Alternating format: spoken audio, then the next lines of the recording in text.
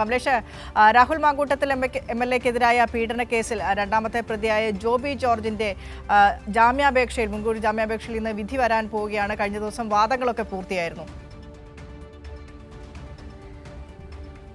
തീർച്ചയായും ഇതിനകത്ത് ഈ പീഡന കേസുമായി ബന്ധപ്പെട്ട് രാഹുൽ മാങ്കൂട്ടത്തിലിനെ സഹായിച്ച ആളാണ് ഈ ജോബി ജോസഫ് എന്ന് പറയുന്നത്. യൂത്ത് കോൺഗ്രസിന്റെ നേതാവാണ്. ഈ പെൺകുട്ടിക്ക് അതിജീവിതയ്ക്ക് മരുന്നുൾപ്പെടെ, അതായത് ഈ ഗർഭഛിദ്രത്തിനുള്ള മരുന്നുൾപ്പെടെ എത്തിച്ചു നൽകിയ ആളാണ് ഈ ജോബി ജോസഫ്.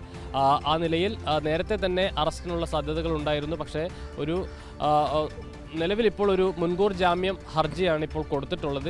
നേരത്തെ കൊടുത്തതാണ്, അത് പല തവണകളായി മാറ്റിവെക്കുന്ന സാഹചര്യമുണ്ടായിരുന്നു. ഇന്നിപ്പോൾ അത് പരിഗണിക്കുന്നുണ്ട്. ജില്ലാ പ്രിൻസിപ്പൽ സെഷൻസ് കോടതിയാണ് ഈ ജാമ്യ ഹർജി പരിഗണിക്കുന്നത് എന്നുള്ളതാണ് നമുക്ക് മനസ്സിലാക്കാൻ കഴിയുന്നത്. ഏതായാലും ഈ വിഷയത്തിൽ ജോബി ജോസഫ് നേരിട്ട് ഈ കൃത്യത്തിൽ പങ്കാളികളായ, അതായത് ഈ പ്രതികളിൽ ഒരാളാണ്, രണ്ടാം പ്രതിയാണ് ഈ കേസിലെ.